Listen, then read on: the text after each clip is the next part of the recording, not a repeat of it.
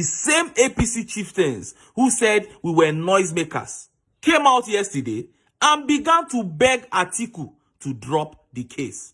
No jokes. APC chieftains perhaps haven't seen where the case is headed.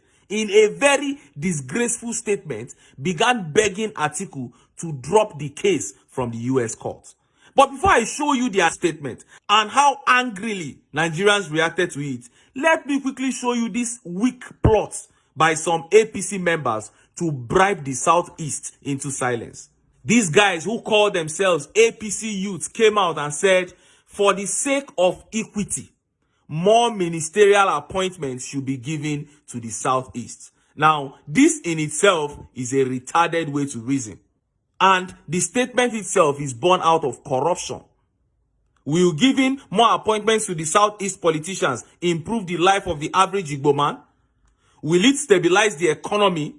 Will that take Nigeria from consumption to production? These are the issues, not just to give some people appointments so that they can eat. Now, look at how Nigerians reacted to that. And this tweet says, Southeast is not interested in the corruption conglomerate, please. Because this tweet says, the Southeast isn't even interested, to be honest. And this tweet by Honest says, thunder kill una there. Igbos are not mendicants and never shall be. Tinubu can keep the portfolios for himself and his cronies. The Igbos are fine. And this very brilliant tweet here says, these APC youths think that this is all about looting and stealing. Give Mr. A position and the world is fine, they scream. It's like rats in a sinking Titanic fighting over cheese. Can't they see that if there is no change, there will be no resources to loot in this nation called Nigeria? AI is atriums, the corner, and renewable power is the future. This struggle is about your life and that of your children. Wake up, look beyond your belly. I'm telling you, you heard that. The average Igbo man doesn't need the ministerial appointments. Enough of politics of sharing formula. What the Igbos and indeed every well-meaning Nigerian wants is a Nigeria that works.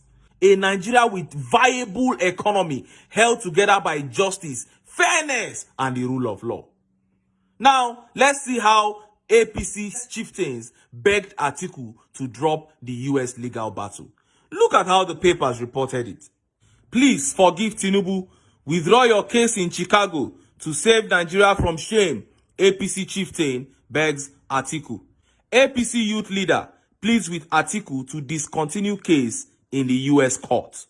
A youth leader of the All Progressive Congress, Hide Kalu, has asked the presidential candidate of the People's Democratic Party and former Vice President of Nigeria, Atiku Abubakar, to drop his case pursuing the validity of President Bola Tinubu's educational qualifications in the United States. The APC youth leader in Abia State said that the call becomes necessary because the issue is already generating negative attention to Nigeria across the globe, and Atiku should save the country this embarrassment. Kalu, in a press statement sent to the media on Monday, said that it is quite unfortunate that the pride of Nigeria has been dragged to a point of ridicule in the Committee of Nations.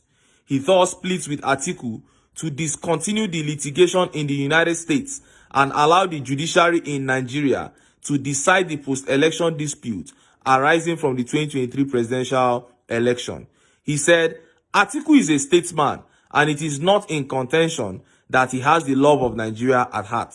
I am sure that no Nigerian is happy with the way our country has been subjected to ridicule over the court ruling in the United States.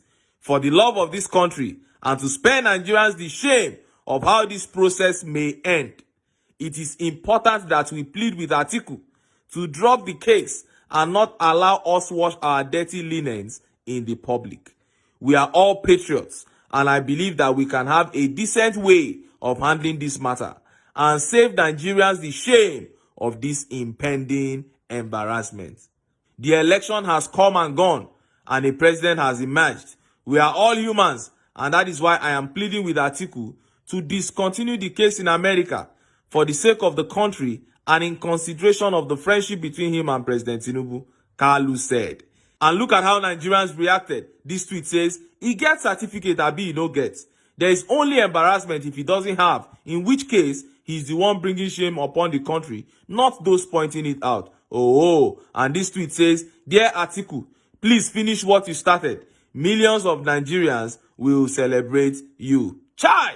And this tweet says, "If they are serious people and they genuinely care about Nigeria and not their stomachs, the APC and all other critical stakeholders in the country will be asking Tinubu to resign immediately. They won't do that because all they care about is their stomachs. Shameless." And this tweet by Olayinka says, "His Excellency Atiku Abubakar, please no going back on the unraveling of identity theft." Oh! And this tweet says, "Dear Atiku, see to it that this fight goes down to the very end.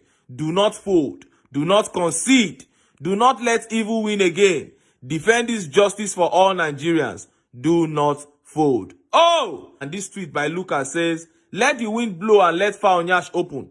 I don't think Atiku should be so gullible to think about withdrawing this case after accusing and causing Chicago State University a lot of embarrassment.